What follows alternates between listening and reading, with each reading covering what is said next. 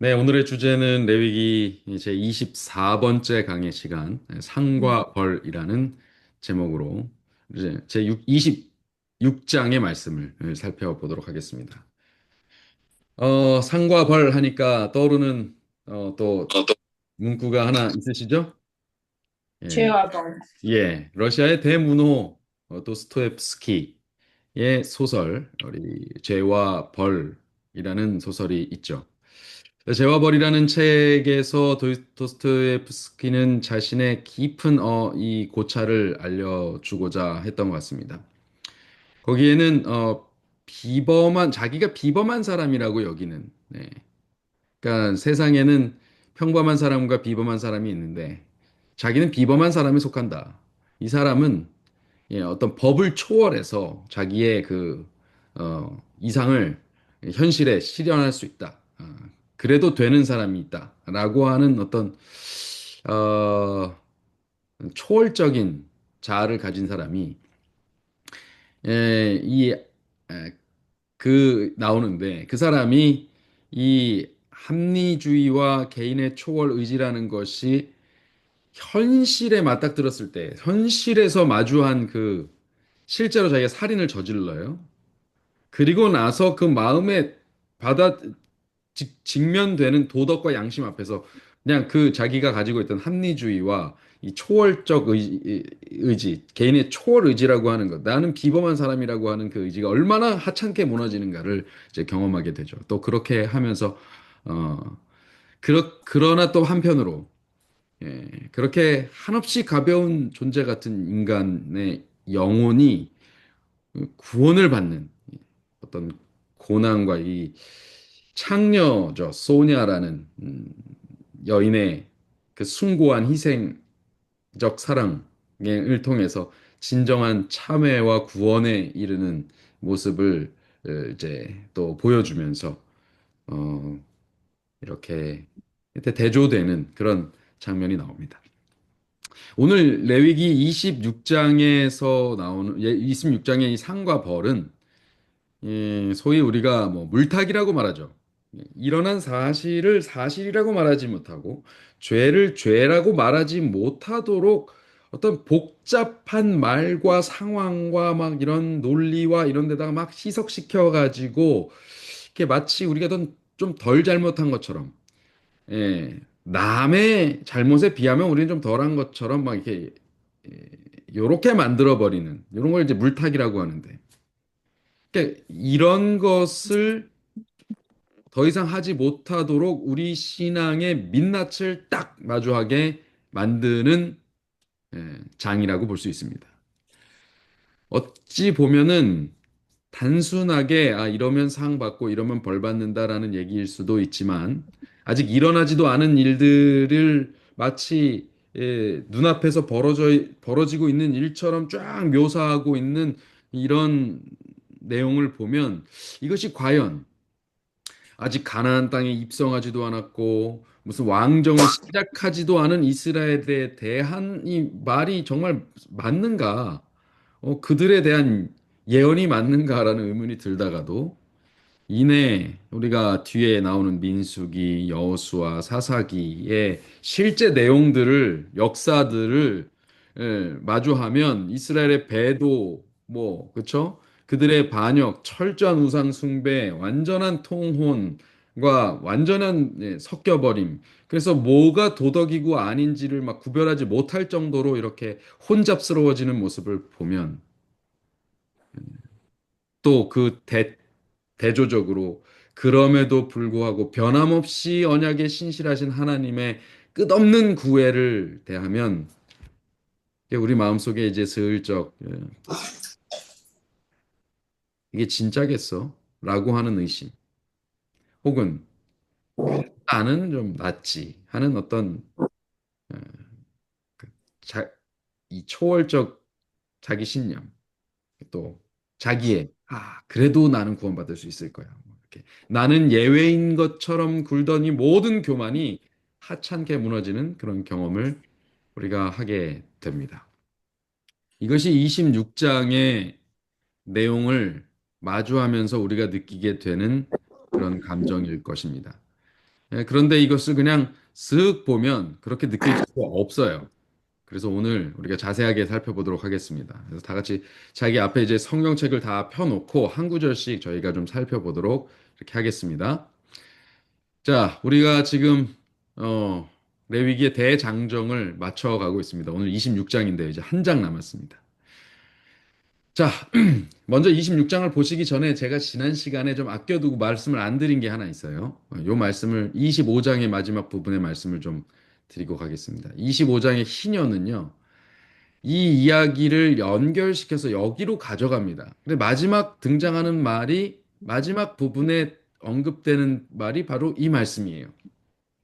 우리가 잘 알고 있는 이 고엘이라는 것입니다. 기업 물을 자라는 단어인데요. 우리 25장 후반부에 나오는 이 말을 좀 보겠습니다. 25장 중반부부터는요, 어, 이제 23절 부분부터입니다. 토지를 팔지 말라. 영영이 팔지 말라. 토지를 팔지만 이것은 영영이 팔릴 수 없다. 그렇죠? 그리고 사람을 예, 이렇게 사서 품꾼으로 부릴 수 있지만 내 백성, 형제된 이스라엘 족속은 절대로 영영한 종으로 부리지 말라. 이겁니다. 네. 그리고 네, 맞습니다. 그리고 너희가 나의 명령을 지키고 내 언약 가운데서 계속 있어라. 요 얘기입니다. 그런데 이 희년의 개념이 여기로 연결이 되면서 땅, 사람에 대해서는 결코 그 주권을 누구에게로 이양하지 않아요? 어떤 또 다른 사람에게로 이양하지 않나요? 이제 그걸 보여주는 겁니다. 그러면서 등장하는 것이 바로 근족입니다. 근족. 여기서 기업 물을 자 혹은 근족이라고 말합니다. 이 사람은 고엘이라고 불렸어요. 그 내용에 대해서 잠시 언급하자면 그가 팔린 후에 그에게는 뭐가 있다고요? 48절에 속량받을 권리가 있다 하면서 게울라라는 단어를 씁니다.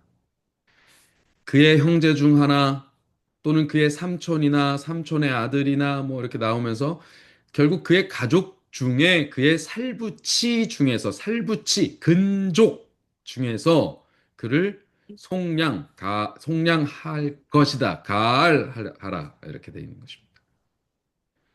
그가 이같이 속량되는 일이 꼭 필요한 것이죠. 그런데 그래서 속량할 것에 대해서 이렇게 속량해라. 그 값을 치를 때는 희년을 기준으로 해서 많이 남으면 많은 돈을, 적게 남으면 적은 돈을 보상해서 속량하는 것을 말합니다. 자기가 많이 벌면 그 값을 치러가지고 자기가 스스로 자유하게 되지만 그렇지 못할 때는 근족이 와서 갚아준다는 거예요.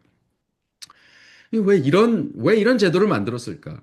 그것은 내가 누구에게 할당해 준 것. 그러니까 하나님께서 이 백성, 이 족속, 이 지파에게 할당해 준 이 땅, 이것은 이 할당된 그 지파의 소유로 내가 준 것이기 때문에 이것이 다른 데로 팔렸을 때는 그것을 영영이 그쪽으로 넘기지 못하고 도로 가져와야 된다. 갖다 놔야 된다. 라는 개념이에요. 그런데 그 갖다 놓을 때 누군가 대신 그것을 갖다 놓도록 이렇게 하라는 얘기예요. 값을 치러서 그것을 속량이라고 말합니다. 속량, 값을 대신 치르는 것입니다. 그것을 게울라, 속량 받을 권리가 게울라고 속량하는 행위가 가알입니다. 그리고 속량의 주체, 속량해주는 근족, 이것이 바로 고엘이죠. 그런데요, 그 대표적인 예가 누구예요? 바로 이후에 룻기에 나오는 보아스와 룻의 네. 관계입니다. 보아스와 정확히는 보아스와 음흠. 나오미의 관계죠. 그 속에서 예, 네. 예, 나오미의 며느리인 룻에 대하여 보아스가 책임을 지는 겁니다. 무슨 관계였기 때문에? 네, 근족의 관계였습니다. 삼촌, 사촌, 뭐 오촌, 뭐 이런 식으로 되겠죠. 그렇죠? 그런 촌수 관계 안에 있기 때문에 그가 보아스가 합니다. 근데 자기보다 앞선 촌수가 있었던 거예요. 앞선 예, 어, 기업 물을 자가 있어서 장로들을 다 모아놓고 그가 권리를 주장하면 그가 권리가 아니죠. 정확하게 말하면 그가 책임을 지겠다고 말하면 그가 책임을 지게 하고 그가 지지 않겠다고 하면 지지 않겠다는 것을 증명하면서 자신이 책임을 지겠다고 말하게 하게 한 제도. 그것이 바로 이 고엘 제도에서 비롯된 것입니다. 그래서 보아스와 룻은 예수님의 계보에 오르죠. 자, 그것이 굉장히 중요한 겁니다. 이 고엘 제도의 비밀이 무엇이냐? 희년이 되면 그가 이같이 속량되지 못했을지라도 희년에 이르면 희년이 되면 그와 그의 자녀가 자유하게 되리니 왜 그렇다고요? 이스라엘 자손은 나의 종들이기 때문이다. 이 말의 뜻이 뭘까요?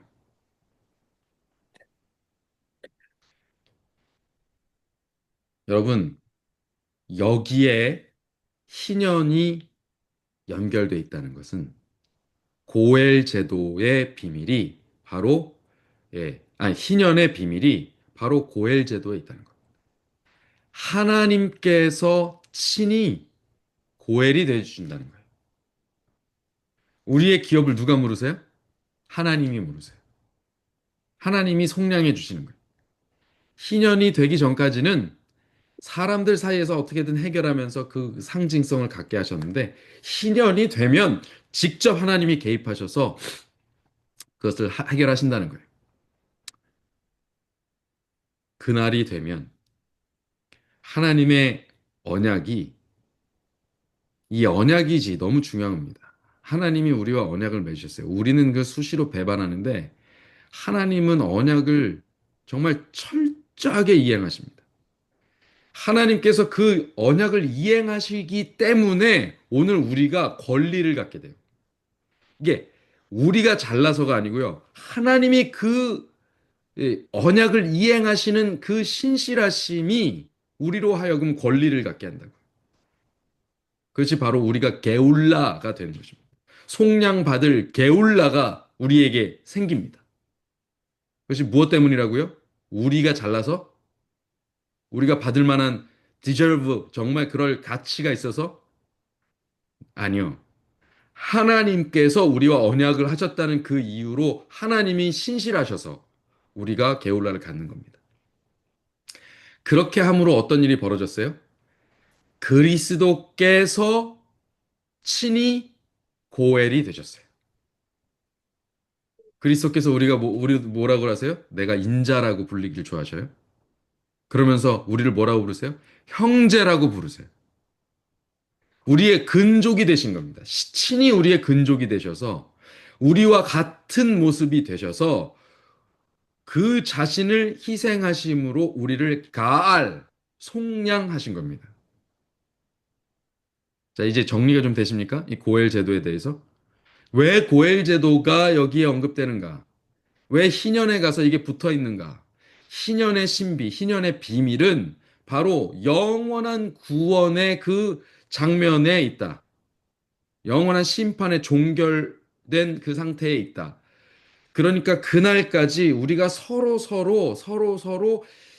근족의 책임을 다하는 것처럼 우리가 형제 자매가 되어서 서로의 그, 그 속량을 돕는 그 일들을 서로 하지만 그럼에도 불구하고 그것이 안 될 때,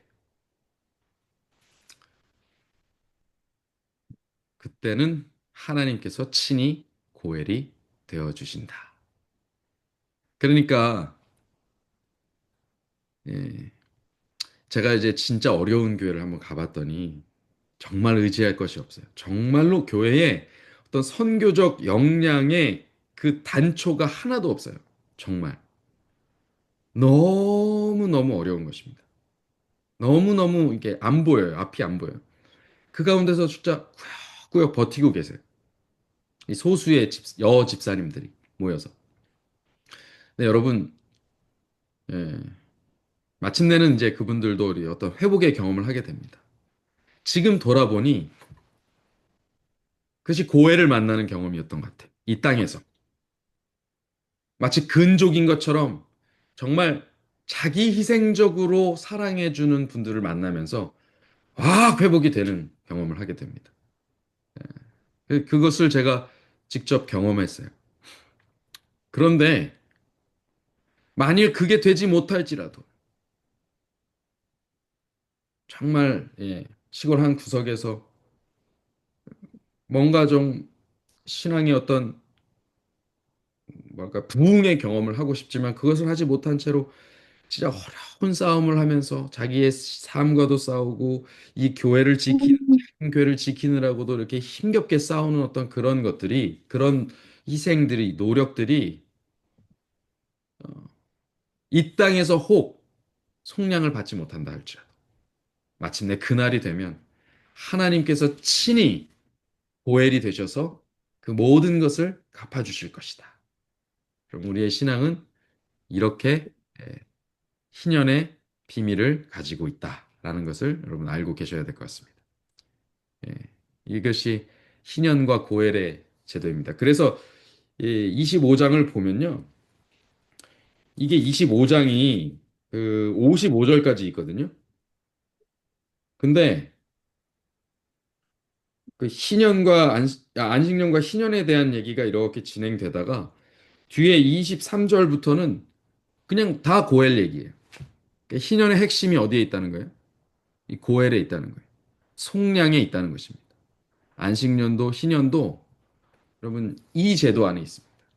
그래서 지난 시간에 사실 이것으로 결론을 낼까 하다가 좀 아껴두고 요 얘기를 오늘 드렸습니다. 여러분들 요 내용이 이해가 되면 오늘 26장에서 하나님께서 말씀하시는 것에 대해서도 예, 뭐라고 해야 될까요? 변명할 수 없는 그 철저한 예, 마음의 그런 헌신이 좀 가능할 거라고 생각합니다. 자, 그럼 오늘 26장 들어가 보도록 하겠습니다. 26장 서는 1절, 2절은 이렇게 이야기하고 있습니다. 너희는 자기를 위하여 우상을 만들지 말지니 조각한 것이나 주상을 세우지 말며 너희 땅에 조각한 석상을 세우고 그에게 경배하지 말라.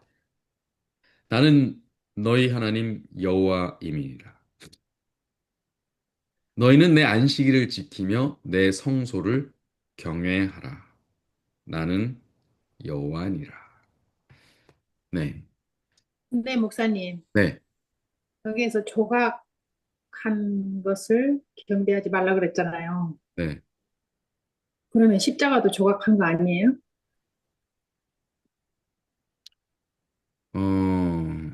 십자가 지금의 뭐 십자가 목걸이 교회에 걸어놓는 십자가 이거 말씀하시는 겁니까? 예. 예. 네네. 예. 그렇게 볼 여지가 다분하죠. 그래서 조금 뭐랄까요? 엄격하다 그래야 될까?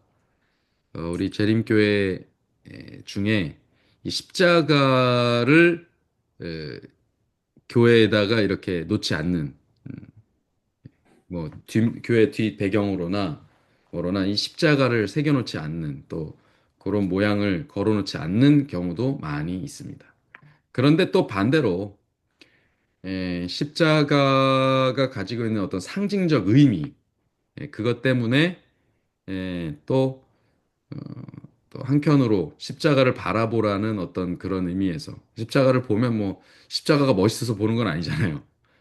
십자가를 보면서 그 의미를 되새기는 것이기 때문에 그 자체가 가지고 있는 어떤 신성성보다도 그 십자가의 의미 때문에 그것을 좀 시각적으로 보면서 그 의미를 떠올리고자 하는 사람들에게는 또 다른 의미를 가져서 요거에 대한 설왕설래는 많이 있습니다. 그런데 실제로 그 신실한 신앙을 하지도 않는데 그냥 장식처럼 달고 다니는 것. 그것을 마치 부적처럼 달고 다니는 것. 요것은 이제 문제가 크다고 볼 수 있겠습니다. 음. 네. 그곳은 이 조각한 것, 거기에 속할 수 있겠죠. 조각한 거 뭡니까? 조각? 조각한 겁니다. 주상이 뭘까요? 그 다음, 주상을 세우지만, 주상이 뭐예요? 예. 주상은 기둥주자를 씁니다. 그래서 필라라고 말할 수 있어요. 기둥 세우는 거예요. 기념비를 세우는 겁니다. 마뉴먼트를 놓는 거죠. 그래서 그것으로다가 마치, 우리가 신앙의 어떤 경지에 오른 것, 우리가 그때의 그 기억으로 계속해서, 우리가 계속 그 믿음이 좋은 것처럼 착각하게 만드는 어떤 그런 것들, 그런 것들 가지면 안 되겠습니다. 그리고 멋대로 살다가도 그 앞에만 오면은 뭐, 마치 그런 것처럼. 이제 그런 의미로 십자가를 세운다면 그것도 문제가 되겠죠. 거기 앞에만 서면 내가 마치 거룩해진 것인 양. 이렇게 생각하게 만드는 것들 하면 안 되겠습니다. 그것이 우상이죠. 버젓이 그러니까 이게 뭐냐면 여러분이 사사기 17장 우리가 지금 묵상했죠. 17장, 18장 묵상하면서 거기에 버젓이 뭘 세워요? 우상. 아주 당당하게 내가 이것을 잃어버렸던 것을 되찾았다라고 하면서 아들이 훔쳐갔던 돈을 은 천백을 찾으면서 이것을 여호와께 드리노라라고 하면서 그것으로 은장색을 불러다가 우상을 부어 만드는 여호와께 드리노라 하면서 부어 만들어요. 이게 보세요. 여호와 신앙의 정확한 대척점에 있는 것이 우상입니다. 그런데 여호와께 드리노라 하면서 우상을 만들고 있어요. 이게 얼마나 이게 얼마나 혼잡스러운 모습입니까? 얼마나 바벨입니까? 그런데 여러분 어쩌면 우리가 하고 있는 당당한 신앙의 형식이나 형태가 그 중에 어떤 것들이 기독교 신앙의 어떤 대척점에 있을 수 있다는 경각심이 생기는 지점이에요.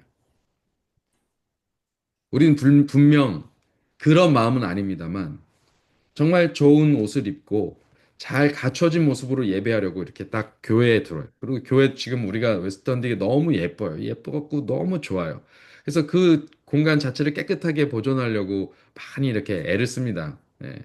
뭐 우리 교회가 아니기 때문에도 더 이렇게 하지만 그러나 그렇기 때문에 갖춰지지 않은 사람은 들어올 수 없는 것이다라고 말하면 그는 너무나도 기독교의 대척점에 있는 이야기죠. 그렇죠?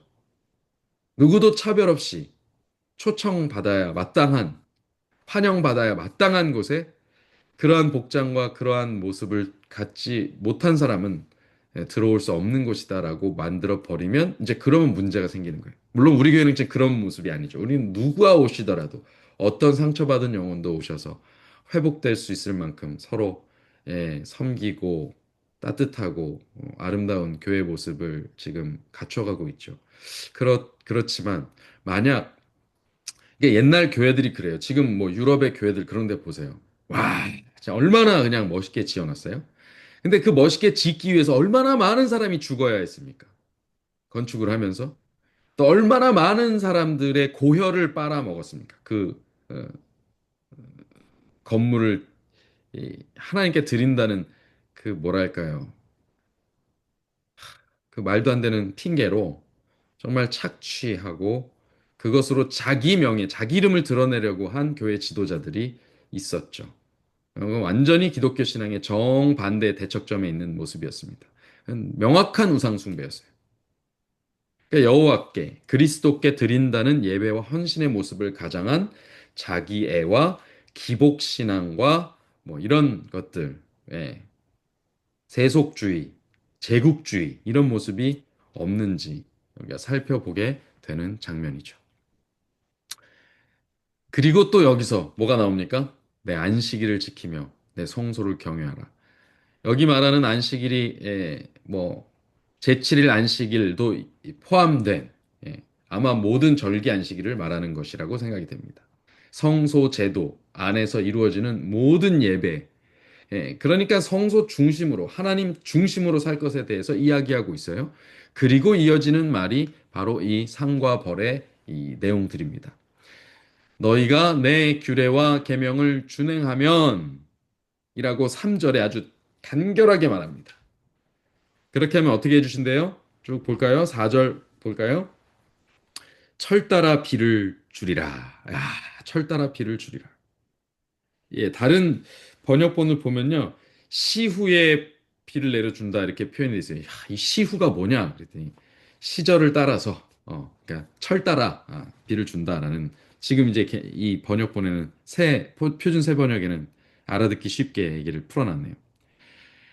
그래서 땅은 그 산물을 내고 밭의 나무는 열매를 맺고 너희 타작은 포도 딸 때까지 미치며 너의 포도 따는 것은 파종할 때까지 미치고 그러면 이게 뭐예요? 끊임없이 예, 결실을 맺고 파종하고 거두고 파종하고 거두고 하는 일이 멈추지 않도록 철 따라 비를 내리고 철 따라 햇살을 주고 철 따라 구름을 주고 철 따라 이렇게 계절을 보내 주신다는 얘기예요. 그렇죠?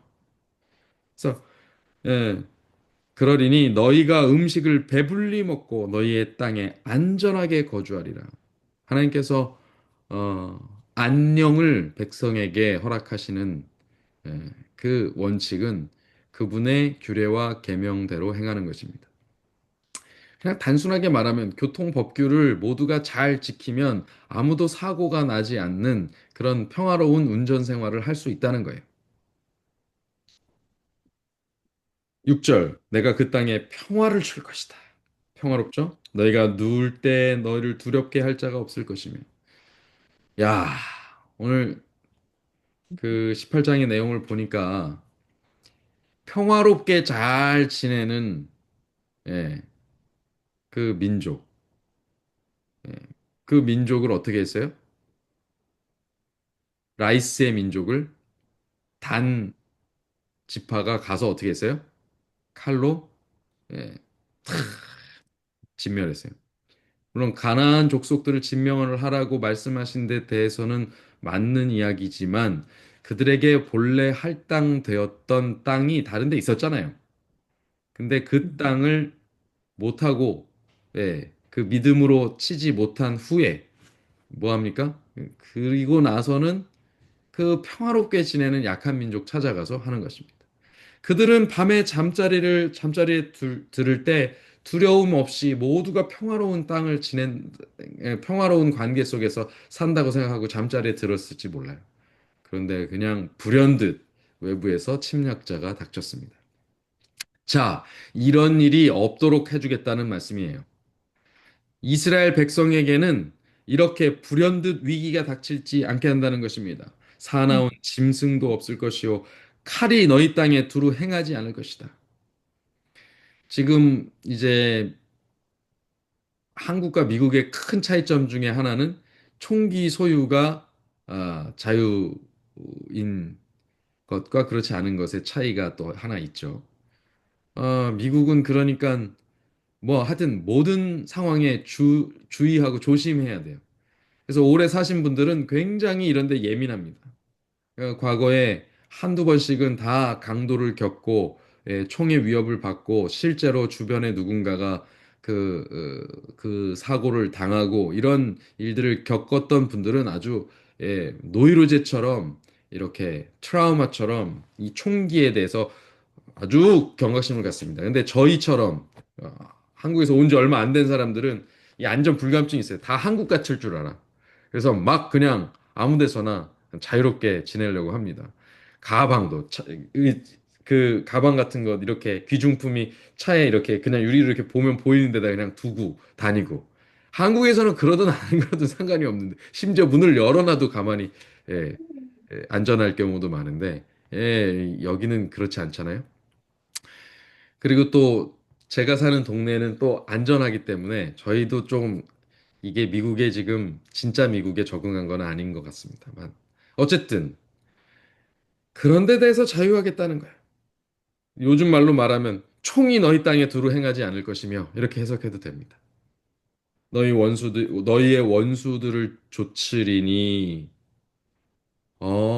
우리가 원수들을 쫓아낸다는 것입니다. 그들이 너희 앞에서 칼에 엎드러질 것이다. 우리는 칼에 안 당하고 저들은 우리 칼에 당한다. 이 얘기예요.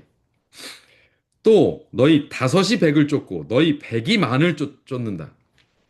여러분 5대 100 싸움이 될까요? 안 될까요?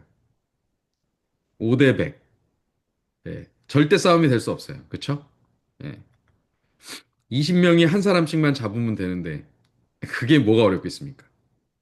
그다음 100이 만을 쫓는다. 이 말이 됩니까? 예, 말이 안 되는 거예요. 이 말이 무슨 뜻이냐면 절대로 불가능한 일이 가능하게 해주겠다는 거예요. 절대 불가능한 일. 예, 이 마치 초인적인 힘이 너희를 지켜주는 것을 경험하게 될 것이다. 뭘 하면? 하나님의 규례와 계명을 준행하며. 믿어지세요? 오늘 아침 기도력이었던 것 같은데요. 베드로가 무리를 걸었어요. 이게 믿어지는 일입니까? 예. 근데 내가 건네 하면서 믿어지지가 않아. 야, 내가 건네 하면서 뒤돌아본 순간 어떻게 했어요? 다시 쏙 빠져들어가 버렸어요. 여러분 이게 믿어지십니까? 5대 100의 싸움, 100대 만의 싸움에 5와 100이 지지를 않는데요. 자, 이걸 그대로 가져오면 우리가 이 세상과의 싸움이 사실 이게 이 큰 세상을 마주했을 때 우리 자신 개인이라는 것은 너무 하찮잖아요. 근데 이 싸움에서 우리가 지지 않는데요. 당당할 수 있대요. 사실 당당한 척 하면서 하는 거지, 진짜 힘으로 누군가가 밀고 들어왔을 때 감당하기 어렵습니다. 근데 그것을 두려워할 필요가 없게 된다는 거예요. 이스라엘 백성들은 전문적인 군사훈련을 받지 않은 족속이었습니다. 그런데 그 족속들이 출애굽을 하면서 애굽을 치고 또 출애굽 과정에서 그곳에 강성하고 호전적인 민족들을 막 쳐요. 그냥 젊다는 뭐 힘이 있다는 활동할 수 있다는 군사로 불리는 20세 이상의 어떤 장정들을 뽑았다고는 하지만 그들은 노예였어요. 군사훈련을 전문적으로 받은 자들이 아니었습니다. 농기구는 잘 써요. 그러나 칼싸움과 활싸움에 능하지 않습니다. 근데 그들이 전문 전투 훈련을 받은 어릴 때부터 그런 데서 약육강식의 사회에서 살아남은 용사들로 이루어진 장정들, 그것도 자기들이 보기에는 자기가 스스로 메뚜기 같이 여겨질 만큼의 큰 거인들과 같은 그들에게 대항해서 싸운다. 불가능한 일이죠. 이것은 단순한 5대 100, 100대 만이 아닙니다. 그냥 아예 어린 아이와 어른의 싸움이에요. 되지 않는 일입니다.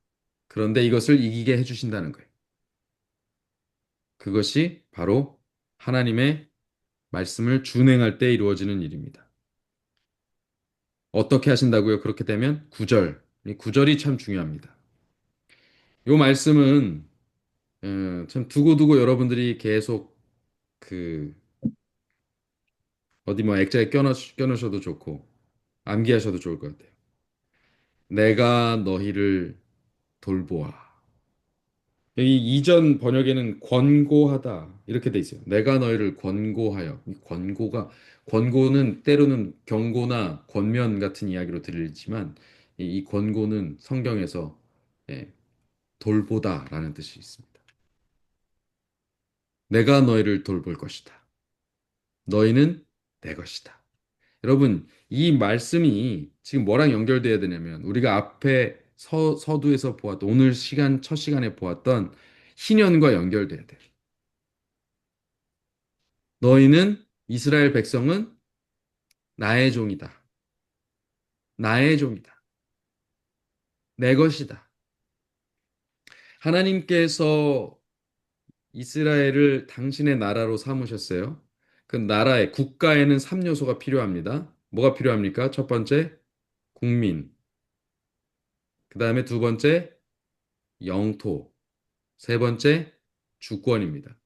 자, 국민. 이스라엘 백성입니다. 이 국민에 대해서 하나님께서 건들 수 있게 하셨어요? 없게 하셨어요? 함부로 종 못 삼게 하셨어요. 두 번째, 영토, 땅에 대한 겁니다. 땅, 함부로 건들게 하셨어요? 못 건들게 하셨어요? 못 건들. 건들게 하셨어요. 가져갔다가도 빌렸다가 빌릴 수 있어요. 빌리거나 또 빚질 수 있어요. 그러나 그걸 다시 되돌려 놔야 됩니다. 그 누구한테 주권이 있어서 그래요? 하나님께 있어요. 그리고 주권, 그 주권의 대표적인 이 주권을 대표하는 게 뭐예요? 하나님의 규례와 명령입니다. 그것을 지키는 것이 이 주권이 누구한테 있어요? 민주주의는 이 주권이 어디에 있어요? 백성에게 있어요. 그러나 하나님 나라는 이 주권이 누구에게 있어요? 하나님께 있어요. 근데 이 하나님께 있는 것이 진짜 행복이라고요. 민주주의가 이 땅에서는 여러분 이렇게 표현하더라고요. 자유민주주의가 최고의 제도가 아닙니다. 인간을 위한 최고의 제도가 아닙니다. 왜요? 지금 공산주의와 민주주의를 비교해 보면 공산주의는 완전히 지금 다 망하고 민주주의는 지금 그래도 잘 이렇게 살아가고 있잖아요. No. 진짜 사람을 행복하게 하는 제도가 민주주의냐 하면 no, 그거 아닙니다. 민주주의는 최소악의 제도입니다. 가장 덜 나쁜 제도라는 거예요. 이 땅의 제도는요, 진짜 사람을 행복하게 만들지 못합니다. 민주주의는 지금 현재 죄인의 상태에서 가장 덜 나쁜 제도이지 인간을 진정으로 행복하게 해주는 제도가 아니란 뜻이에요. 여러분 이걸 우리가 명확히 알아야 됩니다. 이걸 인정해야 돼요. 요게 인정되지 않는 순간 여전히 내 자아가 살아서 민주주의를 하려고 합니다. 내 마음속에. 아닙니다. 우리는 우리의 규례와 계명을 지키면서 사는 데서 행복을 느낄 수 없어요. 잠시 만족스러운 것처럼 보이고, 우와, 내 맘대로 됐다 하고 좋아할지 모르지만 그 다음 순간 그것이 이 자아내는 결과는 결코 예, 길게 그 행복이 이어지지 못합니다. 당장은 성가시고 귀찮고 내 마음대로 되지 않는 것처럼 여길지라도 하나님의 규례와 계명을 지키는 것이 인간에게 있어서 근본적인 행복을 가져다 준다는 것을 우리는 우리의 삶을 통해 알고 성경의 역사가 그것을 증명하고 있죠. 그래서 우리는 하나님의 나라를 꿈꾸고 바라는 것입니다. 그것을 바라고 꿈꾸는 사람마다 민주주의 하지 않아요. 인본주의 하지 않아요. 뭐예요? 신본주의. 하나님 주인주의를 하게 됩니다. 신주주의를 해요. 그것이 진짜 사람의 근본적인 행복을 이루는 길이기 때문입니다. 그것이 정확하게 적용된 제도가 바로 희년 제도이고, 거기에서 나온 것이 바로 하나님 주권주의인 것입니다. 그래서 국민, 영토, 주권이 다 하나님께 붙들려 있는 나라. 보세요. 그래서 그것이 하나님 나라. 하나님이 주인 되신 나라. 우리가 그 나라에 가려고 하는 겁니다. 이 땅에서 조금 우리가 어떻게 잘 해갖고 정비해갖고 이 땅을 천국으로 만들 수 없어요. 근데 그러려는 시도를 계속 끊임없이 하고 있어요. 우리 형편이 이렇게 하면 좀 나아질까, 저렇게 하면 좋은 조건이 될까를 계속 우리는 싸우면서 살아요. 이 땅을 딛고 살다 보니까 그런 머리를 자꾸 굴려야 되고 골치가 아픈 이 생활에 염려를 해야 됩니다. 예, 그러나 그게 민주주의이기 때문에 그래요. 제일 덜 나쁜 제도 속에 사니까 나쁜 것이 없을 수 없어요. 그러나 하나님 신주주의, 하나님 주인주의에서 살아갈 때 우리는 진정한 행복을 맛볼 수 있습니다. 그런데 그때 이어지는 뒤에 말씀이 있습니다. 예. 그리고 예. 그 9절까지 얘기했죠. 9절 얘기했죠. 너희를 권고하여 너희와 세운 언약을 이행할 것이다. 야, 이것입니다. 이게 중요한 거예요. 우리가 게엘라 속량의 권리를 갖게 된 것은 무엇 때문이라고요? 하나님이 그 언약을 이행하시기 때문이다. 그러면 반대로 우리가 그 규례와 계명 안에 있기만 하면 하나님의 언약은 절대 변하지 않는다. 그리고 그 언약은 우리를 절대적으로 지키신다라는 것입니다. 그래서 우리를 번성케 하고 창대하게 할 것이다. 천적이 없는데 어떻게 번성하지 않고 창대하지 않을 수 있겠어요? 여러분이 지금 미국이 초강대국이 될 수 있었던 배경엔 뭐가 있습니까? 여기에 이 신대륙에 천적이 없었어요. 예. 이게 대양으로, 그죠? 대서양, 태평양으로 완전히 이렇게 딱 나눠져 있으니까. 그리고 북쪽으로는 추운 겨울이라 민족들이 별로 살지 않고 남쪽의 백성들은 그 좁은 길에서 올라올 수 없는 어떤 상황이니까 그냥 다 정복하고 다녔어요. 예, 서양의 문명으로, 문물로. 그리고 그런 것들로 다 정벌하고 다녔어요. 정복하고. 그래서 번창했습니다. 지금 천적이 없다는 건 그런 뜻이에요. 우리가 창대하고 번성하게 되는 것입니다. 그것이 하나님께서 우리에게 주실 나라를 상징합니다. 그래서 오래 10절 오래 두었던 묵은 곡식 먹다가 새 곡식으로 어, 묵은 곡식을 치울 것이고 내 성막을 너희 중에 너희 가운데 세우리니 내 마음이 너희를 싫어하지 아니할 것이며 내 마음이 너희를 싫어하지 않을 것이며. 야, 이거 참 절묘한 표현입니다. 우리가 미움당하는 것 좋은 사람은 아무도 없습니다. 예. 누군가 나를 싫어한다고 말하면 그 사람이 나하고 아무 관계가 없어요. 그래도 그 말을 들으면 아주 기분이 나빠집니다. 예. 뭘 알고 떠드는 게 아닌데도 나를 진짜 알아서 나를 싫다고 말하는 게 아닌데도 누군가 나를 그냥 대뜸 싫다. 나 저 사람 싫어. 이렇게 얘기하면 아주 기분이 나빠져요. 그럴진데 하나님이 우리를 싫어하신다고 하면 우리를 미워하신다고 하면 야, 이 온 우주에 우리가 기댈 곳이 있을까요? 그런데 하나님이 우리를 싫어하지 않고 미워하지 않으신대요. 이것은 너무나도 감사한 일입니다. 예. 부부관계도 미워질 때가 있나요? 아마 다 경험하고 하시죠? 아주 지긋지긋하게 미울 때가 있습니다.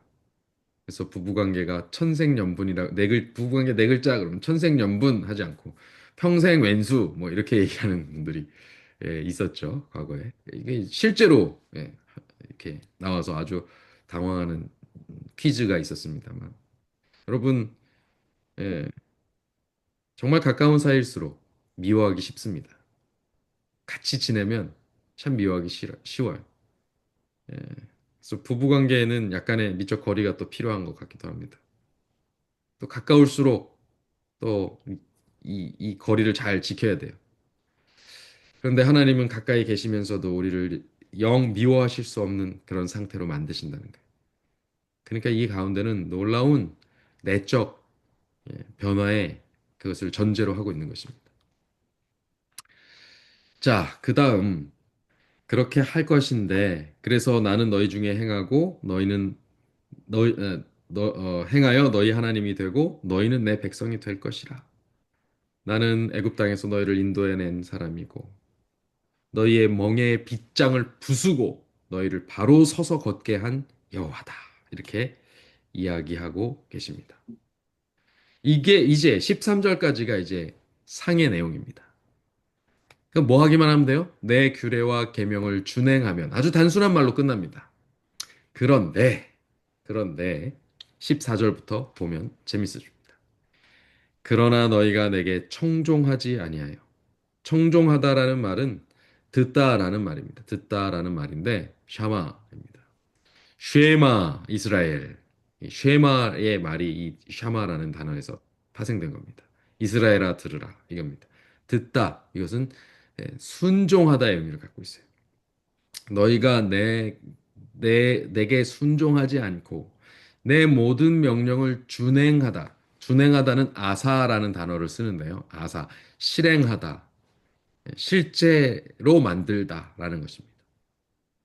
제가 이런 예화를 아주 자주 드는데요. 예를 들어서 지금 이 방에 저희 아들이 있는데 아들한테 윤우야 가서 콩나물 좀 사와라. 그러면 윤우가 네 했어요.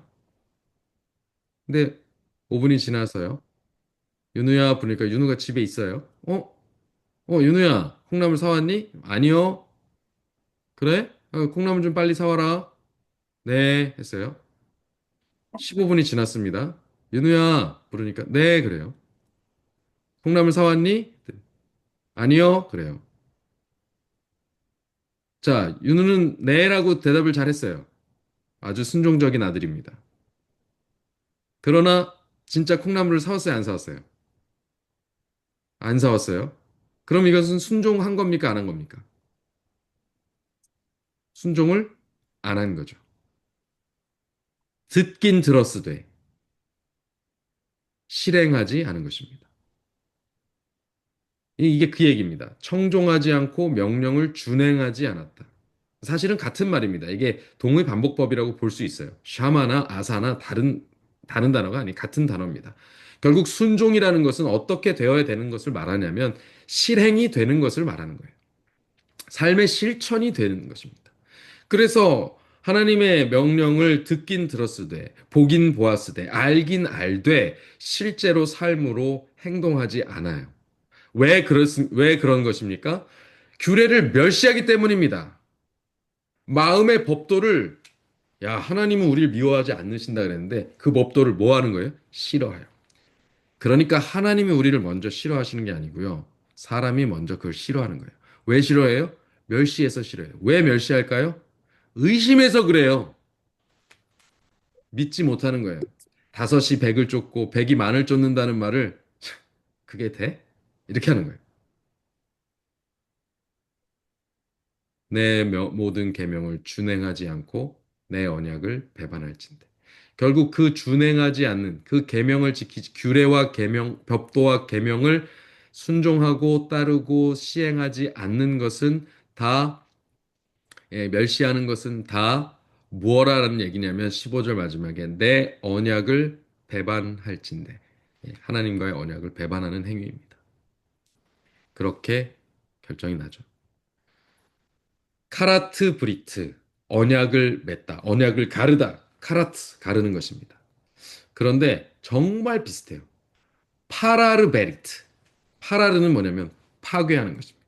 깨뜨리는 거예요. 언약을 쫙 가르고 지나간 그것을 파괴하는 거죠. 파라르 베리트. 베리트는 언약입니다. 계약, 조약, 뜻합니다. 그 언약을 배반하고 깨뜨리는 것입니다. 자, 이렇게 되면 어떻게 될까요? 어떤 일이 벌어진다고 하십니까? 이 내용은 쭉 한번 여러분 읽어보실 필요가 있습니다. 근데 제가 앞에 몇 구절만 조금 해석을 해드릴게요. 16절입니다. 내가 이같이 너희에게 행하리니 곧 내가 너희에게 놀라운 재앙을 내려 폐병과 열병으로 눈이 어둡고 생명이 쇠약하게 할 것이요. 너희 파종한 것은 헛되리니 너희의 대적이 그것을 먹을 것이며. 자, 이 일이 실제로 일어났습니까?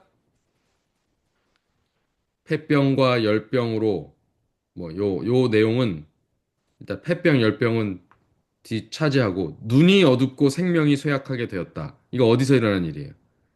자, 삼손 이야기만 갖다 붙여도 당장 떠오릅니다. 그렇죠? 삼손이 어떻게 했어요?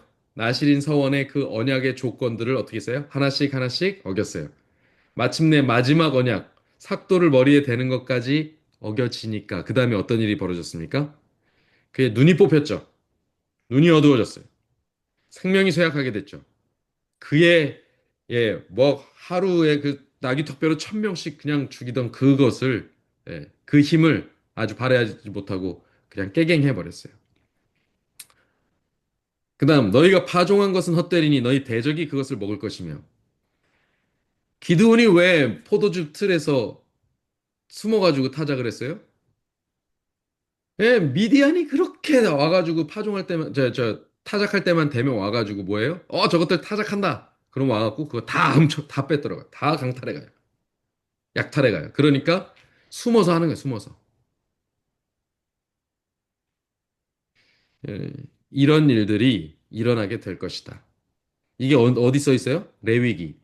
아직 신의 산 아래 신의 그 광야에 있을 때, 아직 가나안 땅 지경까지 가까이 가지도 않았을 때 이들에게 이 말씀을 하시는 거예요. 그리고 그 일은 가나안에 입성하고 사사기의 시간을 보낼 때 그들에게 현실로 일어났습니다. 17절, 내가 너희를 치리니 하나님께서 직접 치세요? 아니요. 하나님이 치실 때는 어떤 것을 이용합니까? 너희가 너희 대적에게 패할 것이요. 여러분, 어,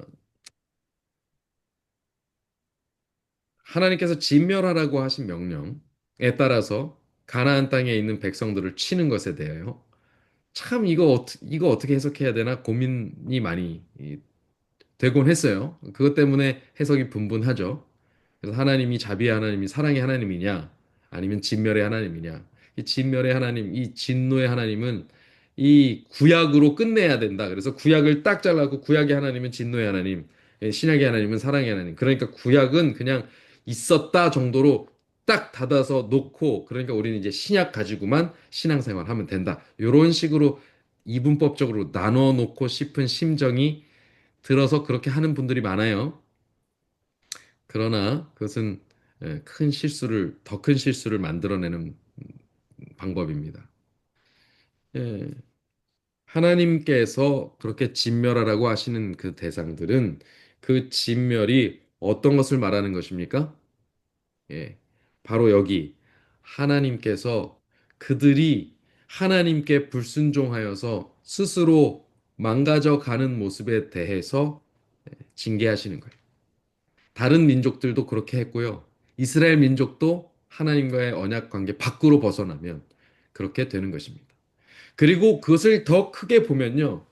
인류가 죄를 저지른 그 순간에 그 징벌은 정해져 있었던 것입니다. 하나 사람은 죽을 수밖에 없는 운명을 갖고 태어나요. 그러니까 태어나는 순간부터 죽어갑니다. 예, 그것이 우리의 현실이고 운명이죠. 그런데 마치 우리가 그 안에서 조금 잘 살면 되게 잘 사는 것처럼, 영원히 잘 살 것처럼 착각하고 어, 살게 되는 거죠. 민요에 보니까 사람이 살면은 몇백 년이나 살리오 덧없어라. 뭐 이런 가사들이 있어요. 참, 인생을 아주 잘 직관한 그런 표현이라고 생각합니다. 여러분, 그런 모습들, 너희 대적에게 패할 것이고 너희를 미워하는 자가 너희를 다스릴 것이고 하나님은 우리를 미워하지 않으시는 분으로서 우리를 다스릴 것인데 우리를 미워하는 자가 우리를 다스린다고 하는 것입니다. 우리를 미워하는 자라는 말이 그러니까 무슨 뜻인지 알겠죠? 여러분, 단순히 미워하는 감정적으로 미워하는 게 아닙니다. 우리를 철저하게 외면하고 우리가 고통당하는 것에 대해서 아무런 감정을 느끼지 않고 우리를 짓밟고 우리를 하찮게 여기는 그런 자가 우리를 다스리는 거예요. 백성들을 개돼지라고 표현하는 사람이 지도자가 되면 아주 큰 문제가 생깁니다. 그렇죠? 그런 거예요. 계급주의, 제국주의 그런 것의 산물입니다.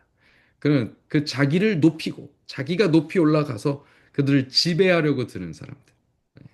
그러면 지도자가 되어야 되는데 지배자가 되면 백성들은 그 밑에서 고통을 당하게 되는 것이죠. 자, 그런 대상들을 말하는 것입니다. 단순히 미워하는 게 아니라 사랑하지 않는 것, 그것입니다. 그래서 쫓는 자가 없어도 도망하게 되고 그렇게 됩니다. 근데 여기서 이제 계속 말씀하시는 게 뭐냐면 18절. 너희 죄를 인해서 너희가 7배나 더 징벌을 받게 되었다. 너희 죄대로 너희에게 7배나 더 재앙을 더하겠다. 너희 죄로 말미암아 너희를 7배나 더 치겠다. 24절. 그다음에 28절. 너희의 죄로 말미암아 7배나 더 징벌하겠다. 18절, 21절, 24절, 28절 계속 7배나 7배나 계속 이렇게 얘기하시죠. 요 왜 이렇게 얘기하실까요?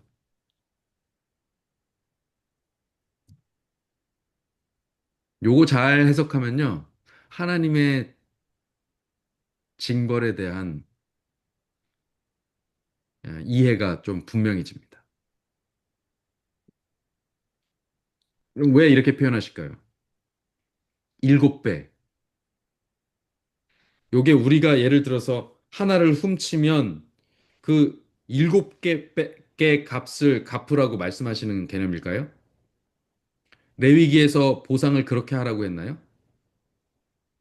레위기에서는 보상을 뭐 어떻게 하라고 했어요? 속건제 우리 어떻게 드립니까? 여기에 요거에다가 요걸 만약에 요걸 잘못되게 했어요. 그러면 요거에 5분의 1 값을 더하죠. 그래서 갚는 거예요. 그런데 왜 여기 7배라고 이렇게 해놨습니까? 왜 하나님이 7배나 징벌하신다 그러죠?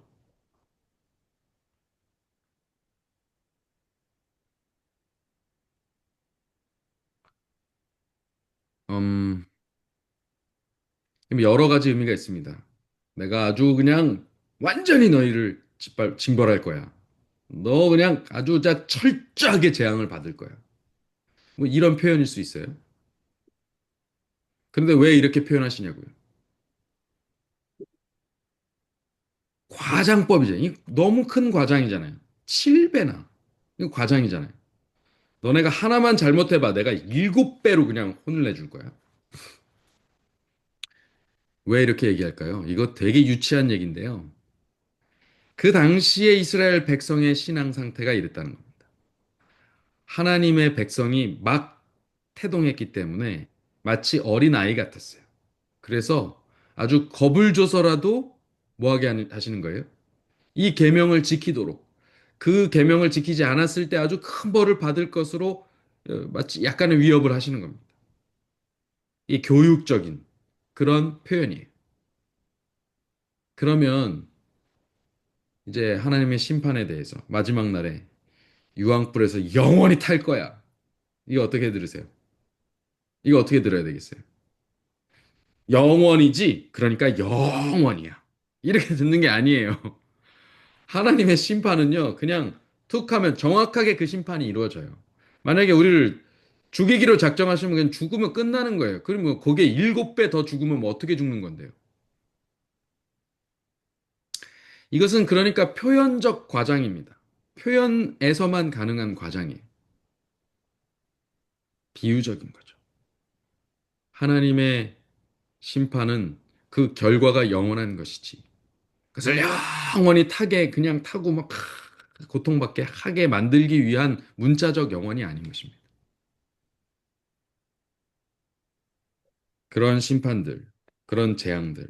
의 내용을 보면 결국 교만을 꺾고 19절 교만을 꺾으시겠다. 그쵸? 그다음에 22절 수요를 감소하게 하겠다. 그다음에 황폐하게 하겠다. 이런 표현을 쓰세요. 먹어도 배부르지 않게 하겠다. 연병을 보내겠다. 그리고 30절입니다. 29절 너 네 아들 고기, 네 딸 고기를 먹게 될 거야. 니네가 이렇게 비참해질 거야. 야, 이거는 정말 얼마나 비참해지는 상황을 얘기합니까? 스스로 그런데 이것을 자초하는 거예요. 그리고 30절 내 마음이 너희를 싫어할 것이다. 하나님께서 우리를 싫어하시게 된다는 거예요. 이제 돌아보지 않으신다는 겁니다. 우리가 어떻게 되든지 신경 쓰지 않을 거야 라는 얘기예요. 근데 이 말도요, 여러분 어떻게 들으시면 좋겠어요? 네, 요런 말씀드려서 죄송합니다. 유튜브를 뭐 하나를 보는데 어린 애가 엄마, 나한테 그렇게 하면 나 집 나갈 거야. 이제 뭐한 3살짜리 됐나 봐요. 나 나갈 거야. 그러면서 중문을 이렇게 열어요. 신발장에서 신발을 꺼내서 막 신어요. 나 나간다. 나 나간다. 그러니까 엄마가 뭐라 그래요? 그래, 나가. 그래, 나가. 그러더니 진짜 바깥 문도 열었어요. 나 진짜 나가서 다시는 안 들어올 거야. 그러면서 문 열고 탁 나가다가 나갔어요. 나갔다가 문이 샥 닫히기 전에 다시 쫙 들어가고 문을 딱 잡고 엄마 나 나가는데 안 붙잡어 이렇게 하는 거예요. 예. 그러니까 엄마가 빨리 들어와 하면서 안아주더라고요. 여러분 엄마가 진짜 나 안 돌아볼 거야. 너 나가. 나 나갈 거야. 그래 나가. 다시는 들어오지 마. 그 말이 뭐 하는 말이에요? 여러분 지금 26장의 이 말씀을 경고가 지금 상보다 벌이 뒤로 계속 쭉 이어집니다. 왜 이렇게 말씀하세요? 뭐 하는 거예요, 지금? 계속 너 내가 벌 줄 거야, 벌 줄 거야. 벌 주시겠다는 말이에요? 여러분 이게 잘 들어야 됩니다.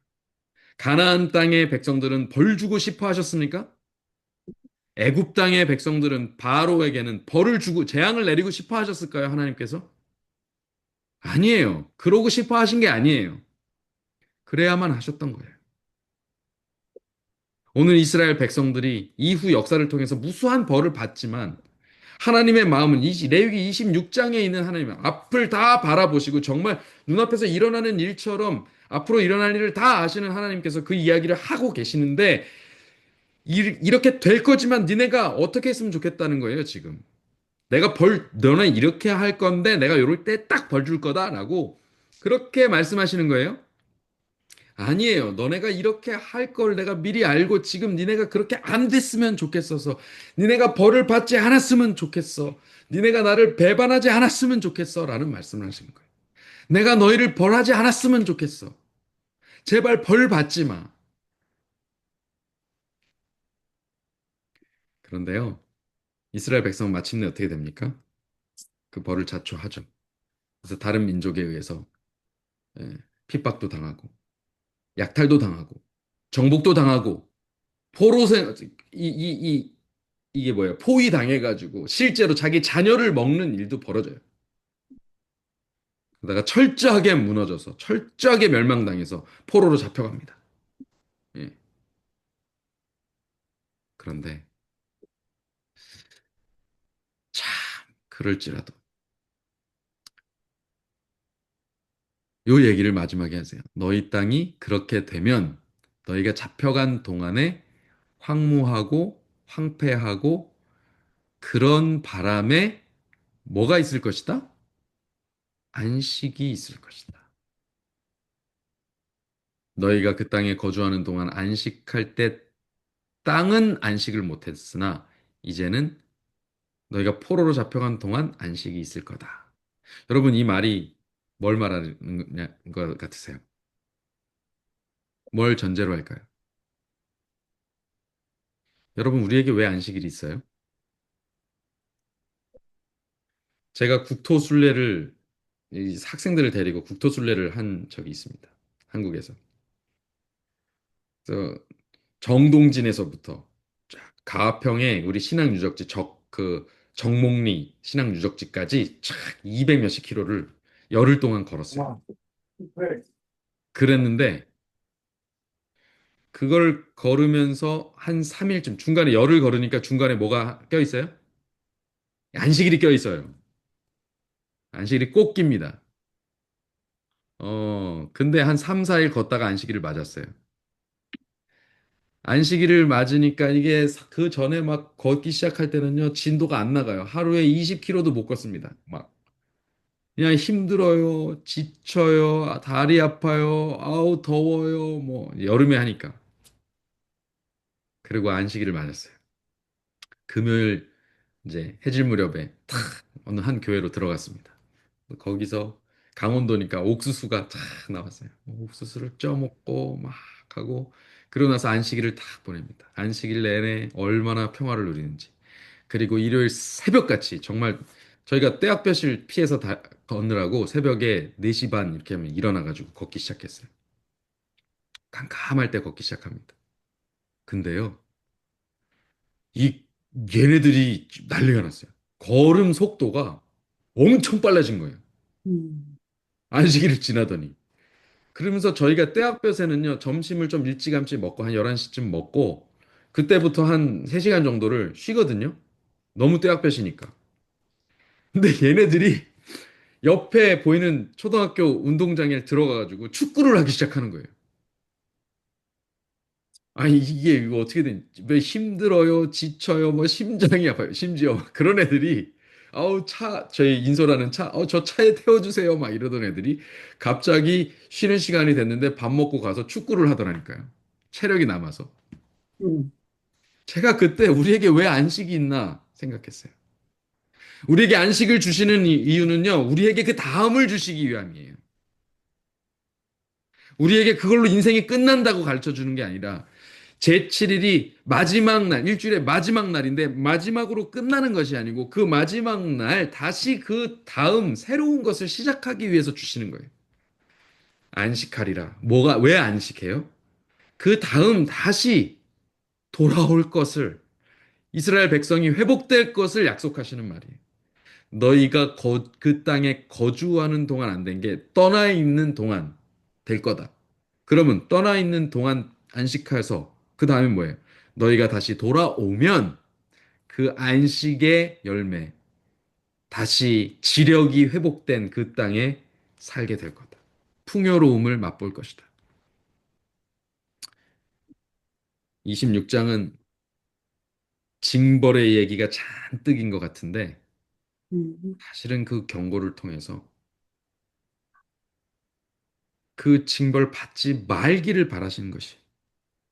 그러나 그들이 징벌 받을 짓을 할 것을 뻔히 아시는 하나님은 그 뒤에 희년을 다시 선포해 두세요. 다시 모든 것을 되돌리고 회복시키고 속량하시는 그 안식을 거기에 포함시켜 놓으신 것입니다. 거기다 자리를 딱 마련해 두시는 거예요. 안식년, 희년. 이 이야기가 상과 벌까지 이어지는 것을 보게 됩니다. 저는 이 장면에서요, 가슴이 울컥했어요.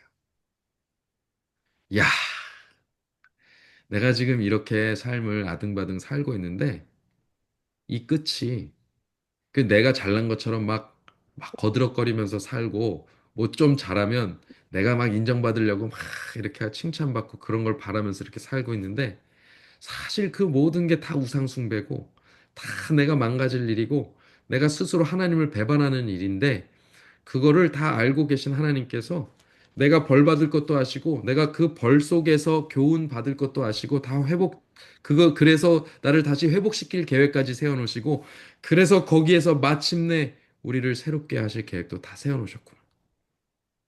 참 부질없고 참 간사한 인생을 참 사랑하시고 끝까지 언약을 지키시는 하나님이시구나. 마음에 정말 울컥하고 올라오는 그 놀라운 감동을 경험했습니다. 여러분, 근데 그 사람의 그 울컥하는 감정이요, 참 짧더라고요. 음, 여러분, 그거 참 순식간에 뒤집어지는 거 많이 경험하셨죠? 네. 듣긴 들어요. 보긴 봐요. 느끼기도 느끼고 깨닫기도 깨달아요. 그러나 준행하지 않으면 아무 소용이 없습니다. 어쩌면 그것을 위해서 우리 이재현 목사님과 사모님은 큰아들의 이름을 준행이라고 지으셨는지 모르겠습니다. 네, 음, 준행해야 합니다. 여러분, 우리 하나님의 말씀 준행합시다. 이 율법 왜 지키냐고 묻거든 여기에 진정한 사람의 행복이 있어서 하나님께서 이렇게 마련해 주신 장치이기 때문에 우리가 이것을 배반할 수 없노라고 당당히 얘기하면서 남들이 뭐라고 하던 간에 이 말씀대로 살아가십시다. 아멘. 오늘 말씀을 여기서 마치겠습니다. 아멘. 기도하겠습니다.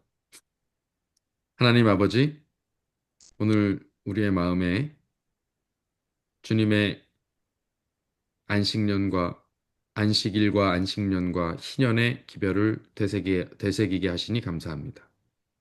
하나님께서 당신의 계명을 준행하는지 그렇지 않은지를 따라서 상과 벌을 주시겠다고 하시는 말씀들을 쭉 나열해 놓으신 것을 보면서 야, 하나님은 치사하시다. 야, 자기 말 들으면 상 주고 안 들으면 벌 준대. 하고 유치하게 생각했던 우리의 참 인본주의적 생각으로 판단한 모든 치졸한 모습들을 회개합니다.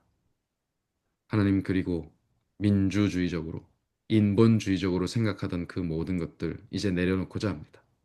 하나님, 당신의 메시지 속에 담긴 우리를 향한 끝없는 사랑과 그리고 무한하신 그 모든 준비 그리고 그것을 이루시기 위한 고엘 희생하심을 가을 속량하심을